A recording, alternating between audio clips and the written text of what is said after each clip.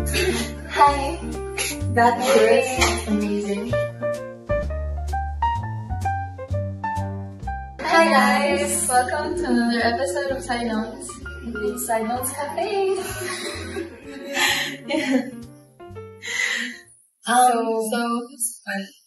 Apoy. I haven't recovered since the play. So okay. I can imagine, like, as an actor, it's a play. Hindi ko ambak-ambak magod. Anyway, why are we here for? Okay. Natin yung topic ba? Yung topic? Sana kasi yung I know. Kasi, di ba? Remember pa mo yung lessons? Yeah. Barely. Pero natin one topic na nag-stand out sa ako. Mansa? Katong ano good? Development from traditional media to new media. As in transition ato na period. Good kayo mo. Grabe ang face up. As in, ikaw na makalimtan kay Nasi, partial maklahan. Ay, saan itong tulo ka, like, pinaka-important inventions? Ano ito? Itong phonetic alphabet, paragraph, printing press. Yeah. Wait, saan kaya ka? Periods ba?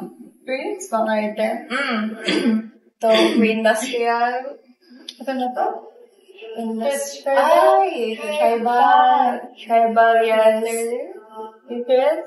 Yeah, literate, and then print and electronic age. It's in between tribal and literate. That's where na-invent ang phonetic alphabet. This is Miguel. So while editing, na-notice namin na may mali na nasabi namin. Basically, ang phonetic alphabet na na-invent, yun yung siya yung sa literate age mismo, not in between tribal and literate age. And the same goes for the printing press and telegraph, which were invented during the print age and electronic age, respectively. Yun lang, thanks. Back to the podcast. Vodcast. Itong topic sa mga na-involve sa ni Marshall. Itong information. And yes, and infrastructure. Kablo ko na-holding kayo sa infrastructure age. Ano ba itong mga smart? Yeah, IoT. Systems, yeah. After maalala na ako na 4 periods. Pre-industrial, industrial, electronic and information age. Oh, yes! So, bala sa industrial period, di ba, kay na-develop, utilize na ang steam? Yeah. Then, dra ako, like, naglaganap ang telephone, something fast. Yeah.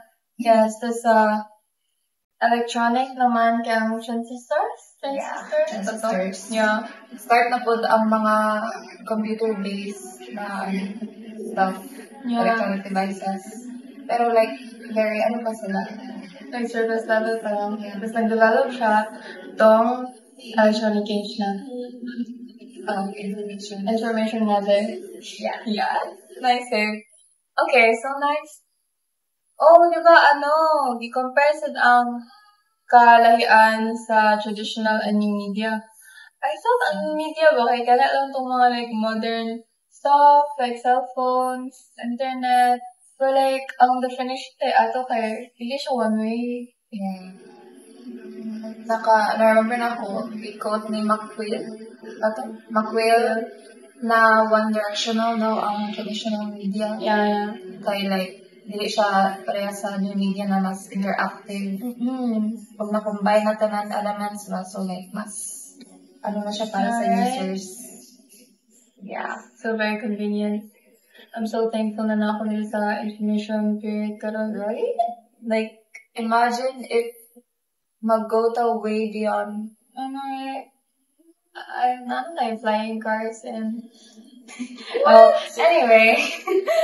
So, couple of key takeaways, right? Yeah. So, is that your favorite topic sa atong MIL? So far, yes. Why? I think since, karon na very developed na ang devices na ginagamit nato, it's interesting to know how it developed over time. Right.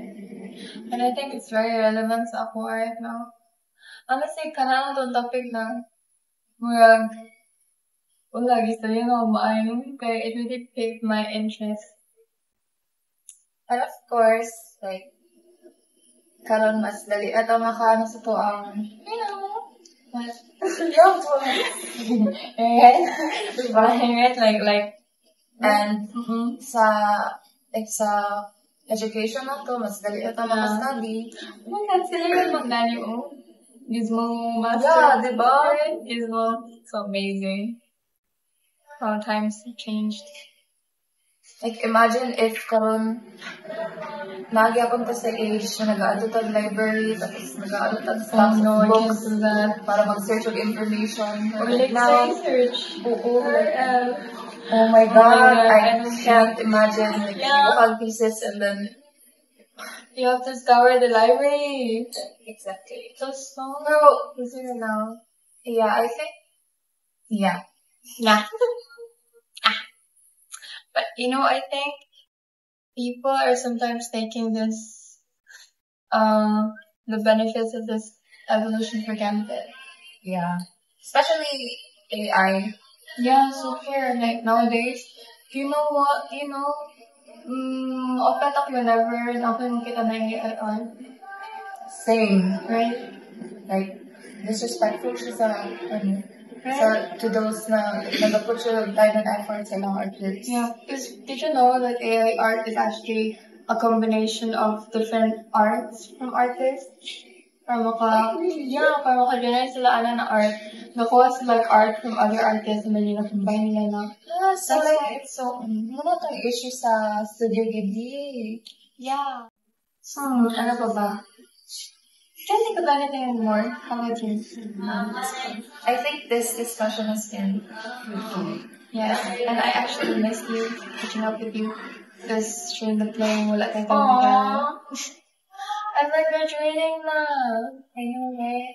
I can't believe na may naalala pa ako from the previous lesson. At least we can still communicate. Yeah. It's fine, Yeah. This is so. Well, anyway, I think that's all, unless you have more to say. None. Okay. Snip your lyric as I notes here at